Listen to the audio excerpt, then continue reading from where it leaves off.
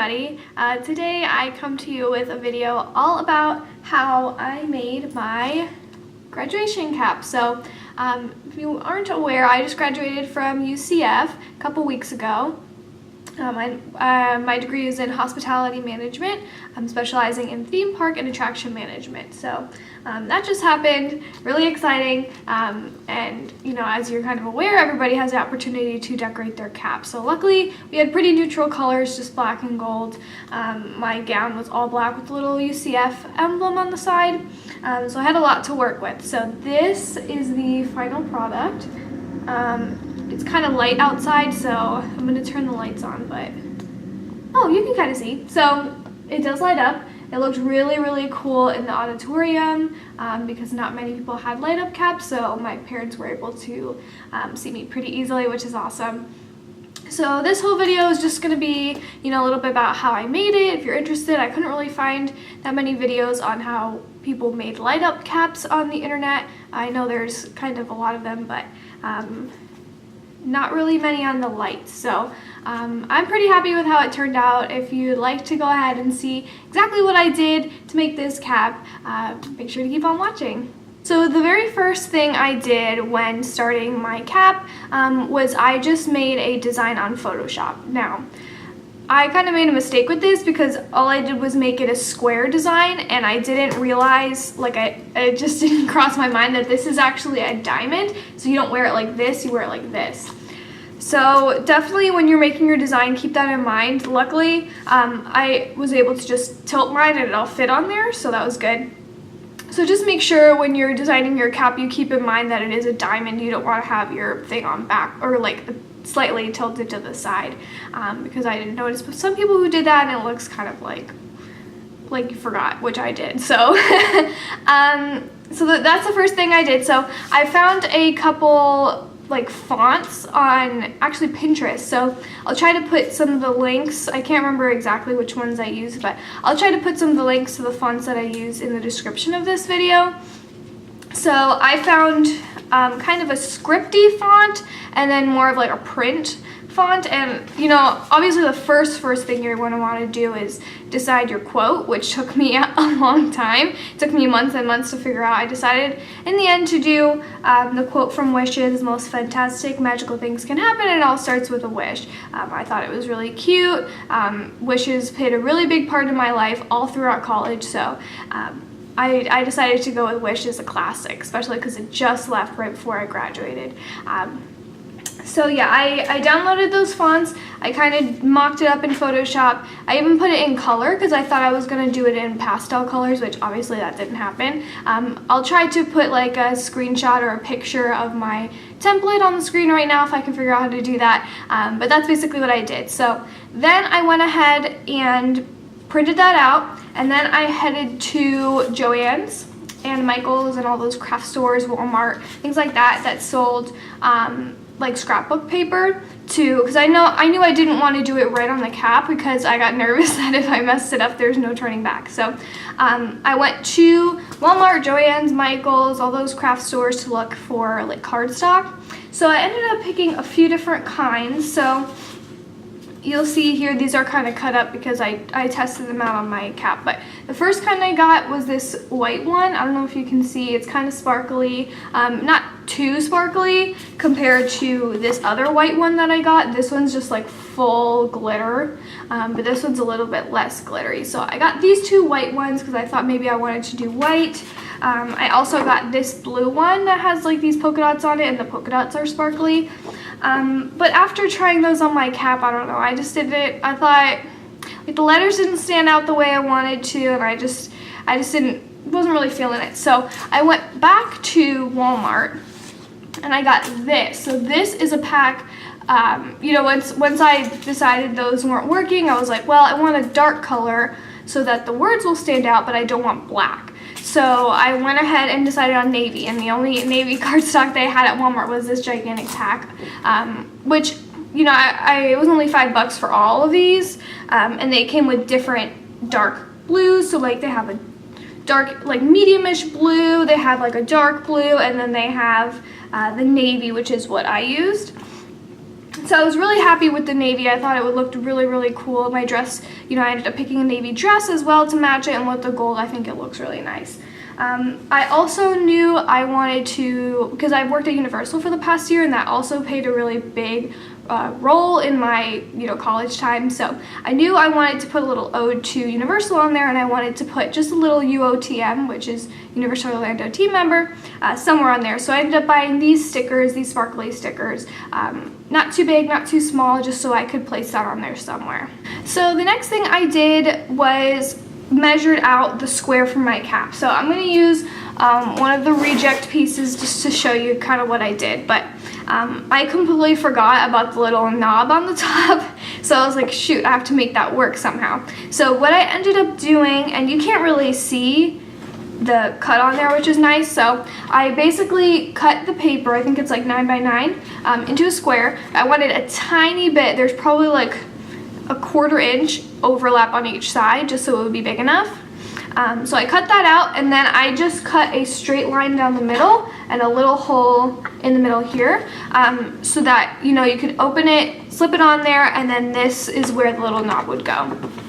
So that ended up working fine. I did rip a paper in the process, so I had to start over, but, you know, I just ended up cutting the hole, and then I cut it, because this is not really rippable, this is more rippable. So I ended up cutting the line a little bit farther up, so I cut it to like here instead of just going to the knob, and that helped with it kind of fitting around there. So that worked out really well, and you can kind of see the line that's right here, but it's really hard to see, especially with the lights and everything. So once I had that all on there, I went ahead and I got my words that I printed out. So I printed out the top part, and then this is the bottom part that went under the little knob. So I printed that, and then I cut it in half, and then I had to get this onto, because I'm a terrible drawer, like I can trace, that's fine,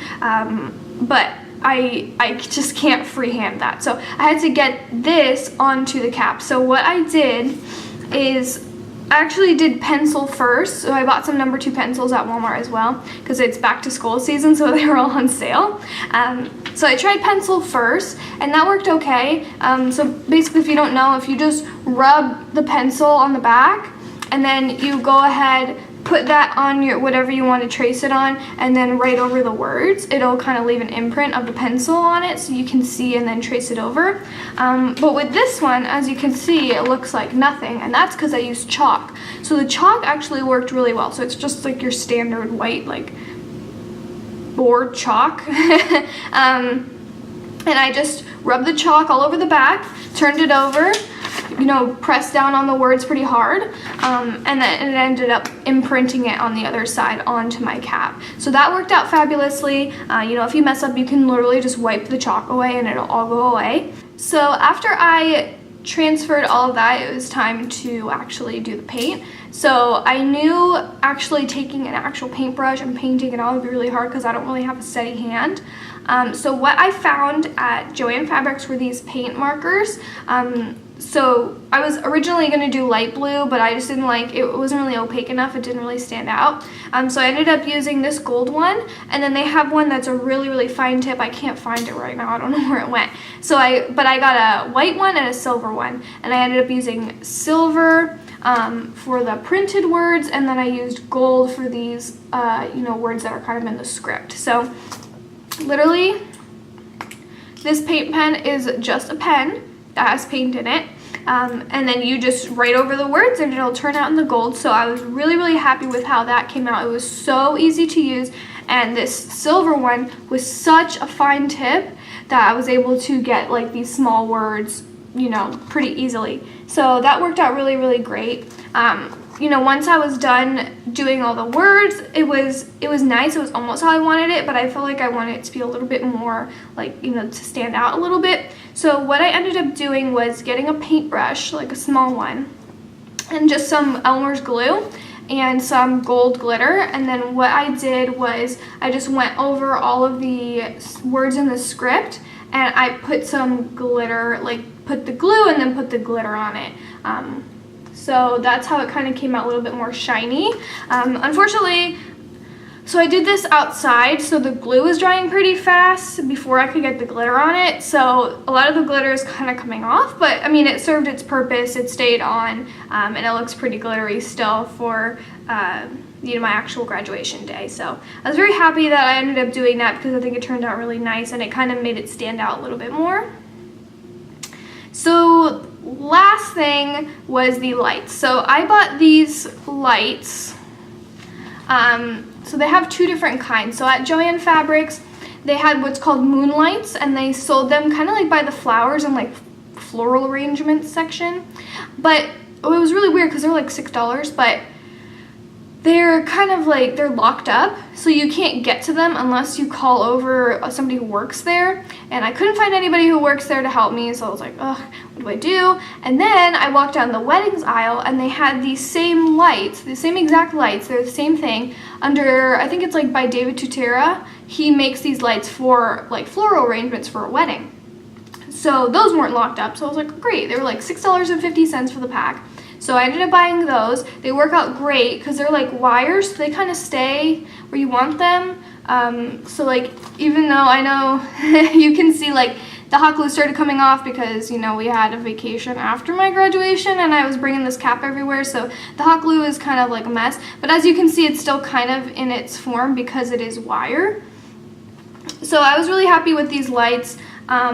And I just literally arranged them how I wanted them and then put hot glue and glued them down. That's it. I wish I could have found kind of a better way to stick them down because you can kind of see the hot glue, but honestly, everybody was looking from far away and you really can't see it that much, so especially when the lights are on, it kind of masks it. So I was really, you know, happy with that. Like I said, if you're looking for a more permanent solution, because as you can see, the hot glue is kind of coming off in some places. So if you're looking for something a little more permanent and sturdy, I would go ahead and use like super glue or Gorilla Glue or something like that. But probably is a little bit, you know, less sightly as well. But the hot glue, if that's all you have, that'll work fine. I was afraid also that if I used hot glue on the wire, it would explode, but it didn't explode. It does kind of make the wire hot, like the heat kind of spread, so be careful because I did like burn my fingers a few times, but overall it worked out. And the great thing about these lights is the battery pack is so small, as you can see. So when I put this on my head, you cannot, like, you can't see the battery pack at all. It's super duper small. So everybody was asking me, you know, where's the batteries? And they're there on the back of your head, but the battery pack, I've seen some of the, like the battery powered lights, and the battery pack is like this big. So I was really happy that I found these ones that the battery pack was so small. And the batteries lasted the entire graduation. So my graduation was 2 hours long. The batteries lasted for the entire graduation, before that when I was testing it out, and up till now when I'm making this video. So the battery life is pretty good, and you can always, you know, buy more batteries and keep them in your bag if that's something you're worried about. So that is basically it. That is how I made my cap. I'm really happy with how it turned out. I got some really good, you know, response on Instagram and things like that, so I figured I'd make this video and just kind of show you my thought process and what I did. Oh, another thing, this was like a pain to get over this little knob, so I had to like really wiggle it. But that's basically it. I hope you guys enjoyed this video. I hope it was a little helpful or interesting to you. You know, if you're looking to decorate your cap for your upcoming graduation, or maybe, you know, you're not graduating until years from now, but eventually you'll make it there and then you'll need, you know, help like I did decorating your cap. So I hope you guys enjoyed. If there's any other videos you'd like to see from me, definitely go ahead and let me know. I'm always down to make those. I hope you guys are having a great day, and I'll see you in my next video. Bye.